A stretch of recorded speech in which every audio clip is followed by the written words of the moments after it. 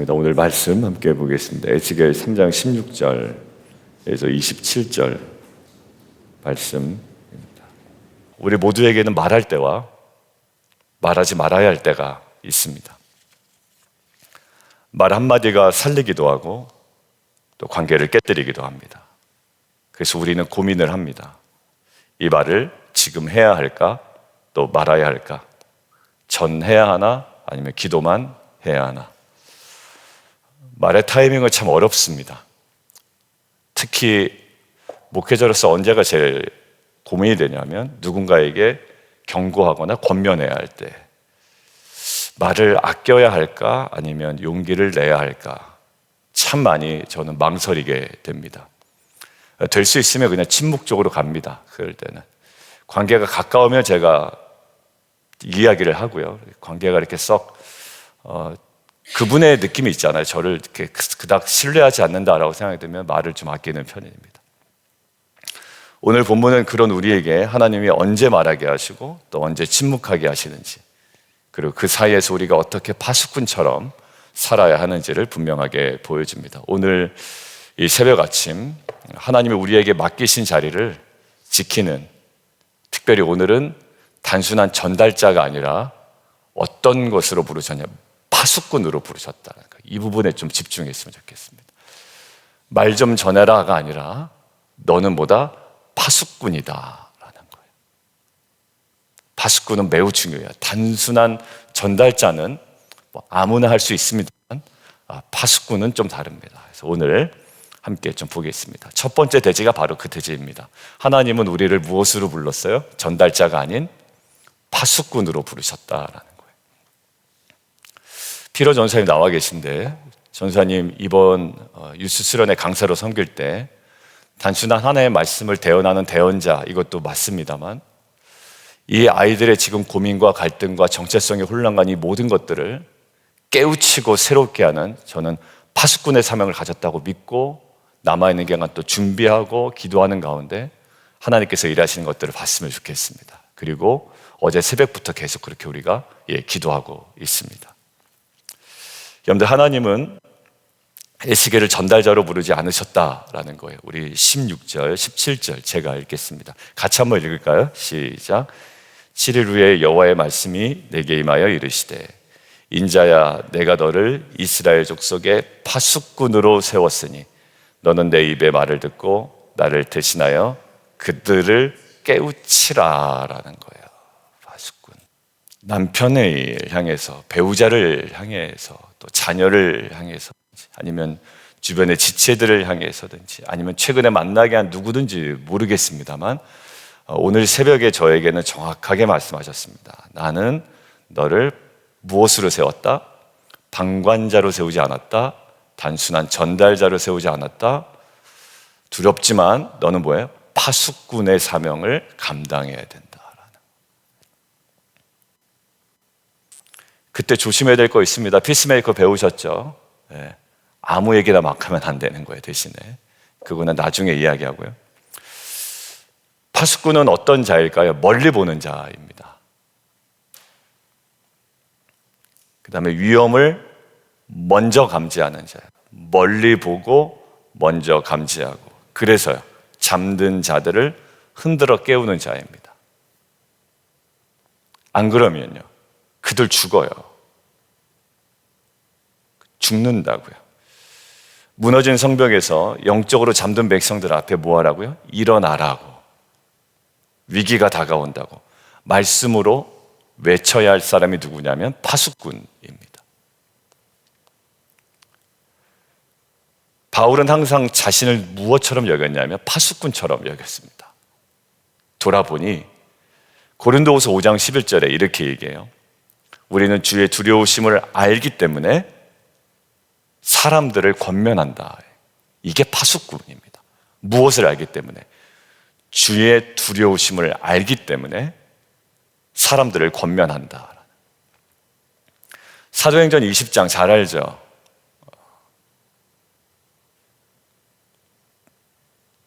주 예수께 받은 사명, 모든 것들이 환난이 나에게 온다 그러도록 주 예수께 받은 사명, 오직 하나님의 복음을 증거하는 일을 마치려 하면 내 목숨도 아끼지 않겠다라고 고백했던 에베소 장로들과의 만남과 이별 장면이잖아요. 그때 뭐라고 이야기하냐면 장로들에게 이렇게 얘기합니다. 오늘 너희에게 증언하노니 모든 사람의 피에 대하여 내가 뭐하다? 깨끗하다라는 거예요. 왜요? 왜 피에 대해서 깨끗하다고 이야기했을까요? 내가 전혀 꺼리지 않고 주저하지 않고 하나님의 뜻을 다 너희에게 전하였기 때문에, 결국 어떤 사명을 감당했기 때문에? 파수꾼의 사명을 감당했기 때문에. 저는 나중에 제가 언제 하나님께서 부르실지 모르지만 만약에 제 예상보다 빨리 부르신다면 후회되는 딱 한 가지일 것 같아요. 목사로서 성도에게 파수꾼의 사명을 다 감당하지 못했을 때 말의 실수야 어떻게 하겠어요, 그죠? 근데 자녀들 또 생각하면 자녀들에게 정말 전해야 될 그 하나님의 뜻, 하나님의 뜻을 다 너희에게 전하였습니다. 이게 사도 바울의 후회되지 않는 모습이었거든요. 파수꾼의 사명. 듣기 좋은 말도 아니고요, 관계를 유지시키기 위한 적당한 말도 아니에요. 말씀과 현실의 간극이 분명히 있어요. 왜? 이들은 몰라요. 위험한지 아닌지, 죽을 건지 안 죽을 건지도 몰라요. 그런데 위험을 경고하고 말씀으로 흔들어 깨우는 삶을 살았습니다. 하나님 분명히 얘기하세요. 우리는 누군가의 파수꾼이라는 거예요. 내 자녀의 파수꾼, 우리 공동체의 파수꾼, 오늘 만날 누군가의 파수꾼이에요. 제 말 듣지 않습니다. 그거는 중요하지 않아요. 왜냐하면 여기 보면 듣든지 듣지 않든지라는 거예요. 파수꾼. 우리는 민감해야 됩니다. 말씀에 민감해야 되고 현실의 위기에도 민감해야 돼요. 이게 위기라고 알았으면 위기답게 우리는 파수꾼의 사명을 감당해야 돼요. 여러분들, 무너지는 징조를 보고서도 침묵한다는 건 뭘까요? 그것을 방조죄라고 합니다. 분명히 건물이 무너질 것 같고 이 화재가 옮겨져 붙을 것 같은데 그것들을 침묵한다면 그것은 중립이 아니라 책임 회피고 방조이죠. 그리고 내가 본 것을 전하지 않으면, 내 들은 것을 전하지 않으면, 내가 감지된 것을 전하지 않으면 하나님께서 어떻게 해요? 18절 한번 보시죠.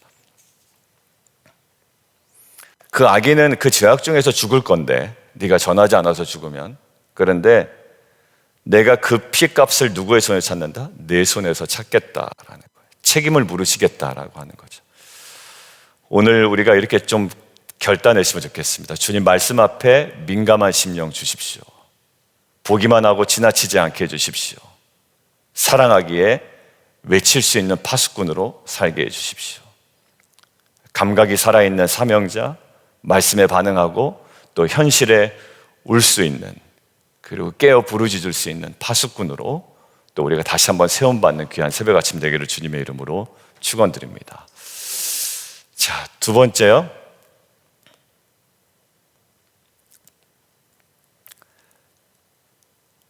이 파수꾼의 사명을 다시 한번 강조하는데 18절, 핏값을 내 손에서 찾을 것이다 라고 이야기하잖아요. 자, 전하는 자는 듣는 사람의 무엇에 책임지지 않는다요?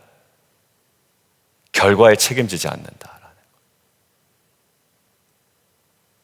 여러분들, 이 부분이 저희에게는 하나님께서 이걸 자꾸 명백하게 해주신 이유는 뭘까라고 생각을 해봤어요.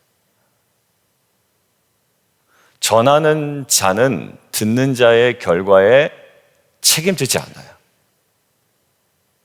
근데 이것은 뭐냐면 가볍게 전하라는 것은 아니에요.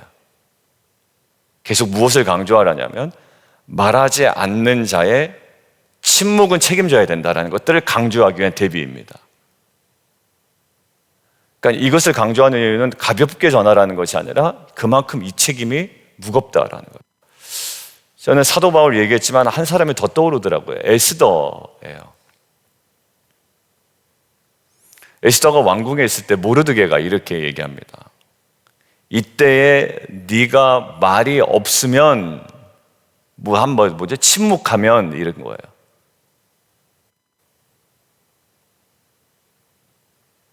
그러니까 가만히 보니까 에스더가 말하지 않으면 이거 큰일 나겠거든요. 그러니까 네가 말이 없으면 유대인은 어떻게 해? 다른 데로 말미암아 구원을 얻을 것이고 하나님께서 구원하실 자는 구원하시겠죠. 그런데 너와 내 아버지 집은 멸망하리라 이렇게 얘기해요. 모르드게가 에스더 4장에 있습니다.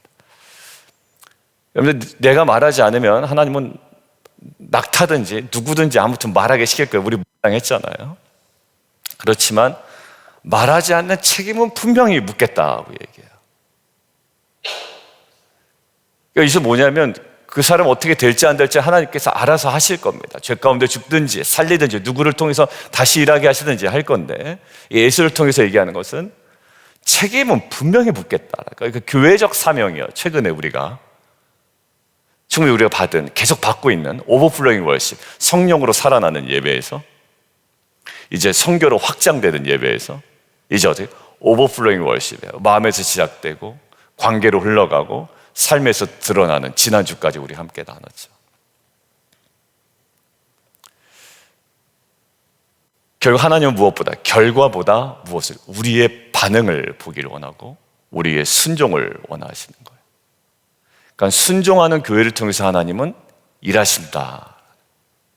그러니까 우리 교회가 단지 소셜, 그리고 그냥 그 외적인 부분에 강점을 갖고 있는 교회보다, 저는 이 말씀과 성령 안에서의 묵상이 우리의 삶의 헌신으로 이어져 이것이 이 노던 버지니아의 선교적 삶으로, 사명으로 연결되는 하나의 정말 하나님의 계획과 섭리 아래 붙들려 있는 교회가 되었으면 좋겠습니다. 어느 엉뚱한 거에 그냥 만족해하는 것도 아니고, 항상 부르심에 긴장하고 그러나 또 기대하며 또 소망 가운데 부르심을 따라 걸어가는 자, 전하는 자. 우리가 전해야 될 사람이 있는데 망설이고 있지는 않는지. 저의 부담은 옆집입니다. 옆집이에요. 어제도 만났어요, 지나가다. 문을 열었는데 동시에 문을 열고 나오시는 거예요. 저희 아파트 와보신 분은 알겠지만 바로 옆에 붙어 있잖아요. 그러니까, 아이고. 그래서 정보는 알았습니다. 이 작은 애 학원을 보내시더라고요, 어머니가. 그래서 안녕하세요, 잘 지내셨냐고. 저희 또 조카도 왔다 갔다 하는 바람에 어제 올라갔습니다만, 요거 저는 제 마음에 말씀 정리하는데 부담이 계속 밀려오더라고요. 여러분들, 이 마음이 어떤 마음이, 괜히 꺼냈다가 상처 줄까봐, 부담될까봐, 어차피 그 사람 바뀌지 않을 거야, 괜히 그 사람과의 관계가 어그러질 거야. 그렇지만 하나님은 전하라는 명령 앞에 머뭇거리는 침묵을 뭘로 보신다? 책임으로 보신다라는. 오늘 하루를 살면서 침묵이 편하여 우리 안에 선택되어지는 순간을 저희가 조심하면 좋겠다라는 마음이 있습니다. 왜냐하면 침묵을 선택하면 편해지는 상황이 있거든요. 그 사람의 반응은 하나님께 맡기고 우리는 무엇으로 대신 사랑으로, 책임으로 말할 수 있어야 됩니다. 그리고 피스메이커 배우신 분들은 방식에 있어서 중요한 거예요. 누구 얘기부터 해라? 내 얘기부터 해라. 그 사람 얘기부터 하면 안 들어요. 그죠? 그게 참 우매한 거죠. 그 사람 얘기부터 하지 말고 하나님께서 내 안에 어떻게 얘기하셨는지. 그럼 자녀들이 어떻게 한다고 그랬죠? 이렇게 고개를 든다고 그랬죠. 아, 엄마 아빠도 하나님께서 꼼짝 못 하는구나. 이제 엄마 아빠도 자기 죄를 보는구나. 이제 듣기 시작한다고 그랬잖아요. 그 1단계, 글로리파이 갓. 무엇이 하나님을 영화롭게 하는가? 첫 번째. 두 번째가 뭐라고요? 내 눈에 있는 들보를 보네. 그것에서 제거되어야 될 게 우상, 내 안에 있는 우상이에요. 하나님, 제가 사랑하는 만큼 말하게 하시고 침묵으로 피하지 않게 하시고 때로는 아프더라도 말씀을 전할 수 있는 용기 허락하여 주옵소서. 이 마음이 저와 여러분에게 회복되기를 원합니다. 세 번째요, 하나님은 때로 우리에게 또 침묵을 또 하십니다. 주일날 얘기했죠. 뭐가 제일 어렵다고요? 삶을 살아갈 때? 균형이에요.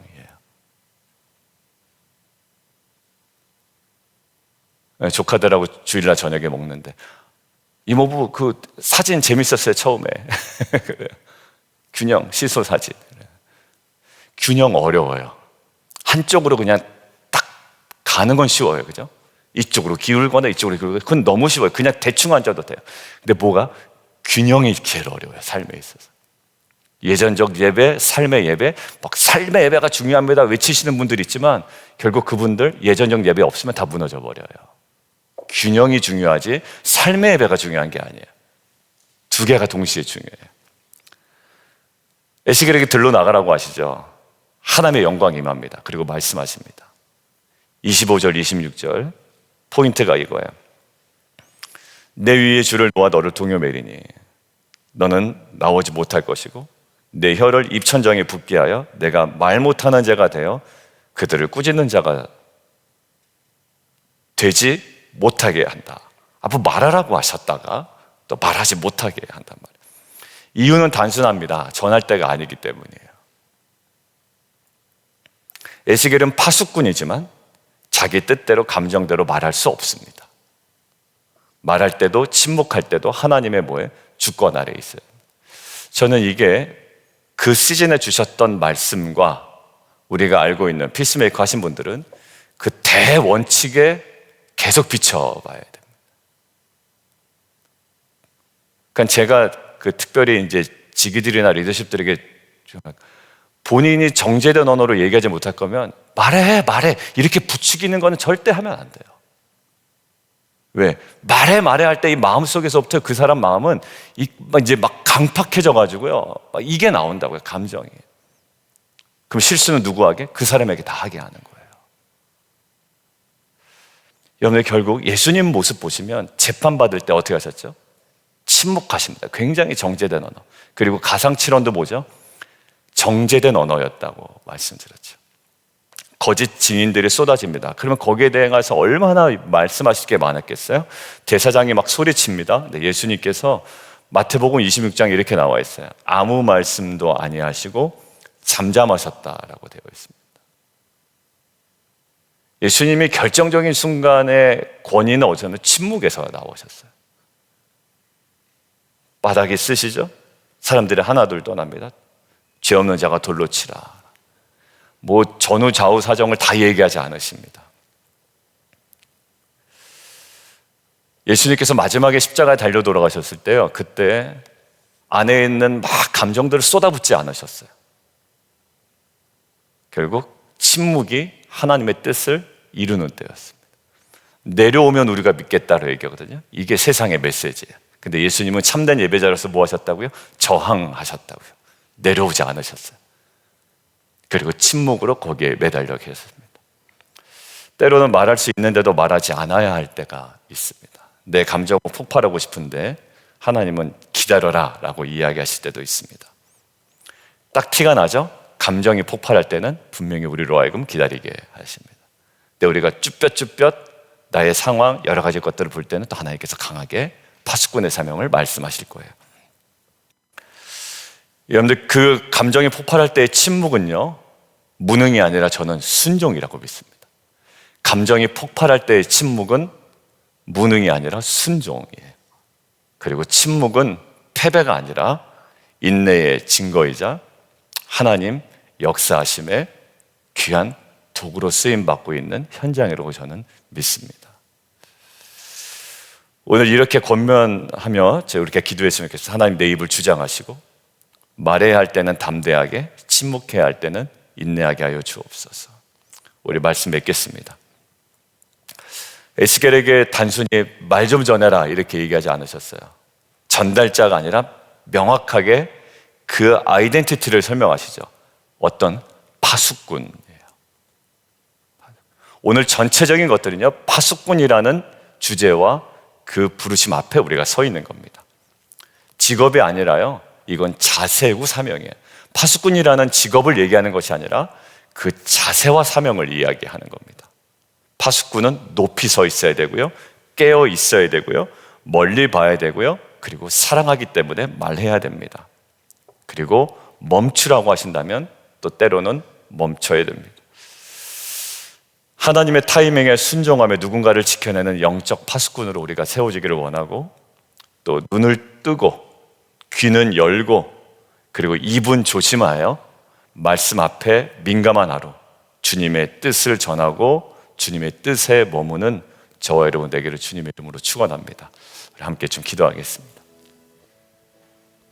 우리 함께 좀 기도할까요? 하나님, 오늘도 우리를 말씀의 파수꾼으로 세우셨음을 믿습니다. 감정이 아니라 하나님의 뜻, 사도 바울이 얘기했던 것처럼 하나님의 뜻에 민감하게 반응하는 하루가 되게 하여 주옵소서. 깨어있는 눈과 마음을 열어 주옵소서. 그리고 하나님, 회피하지 않게 해 주시고 사랑하기에 외칠 수 있는 담대함을, 그리고 용기를, 그리고 가장 근본적인 사랑을 제게 허락하여 주옵소서. 간절함과 안타까움이죠. 그러나 분노 앞에서는 침묵하라고 하실 때는 멈출 줄 아는 지혜를 주시고, 말하지 않는 침묵의 순간에도 하나님 일하고 계심을 신뢰할 수 있는 믿음을 하나님 우리에게 허락하여 주옵소서. 우리 주님 이름 한 번 부르고 함께 기도합니다.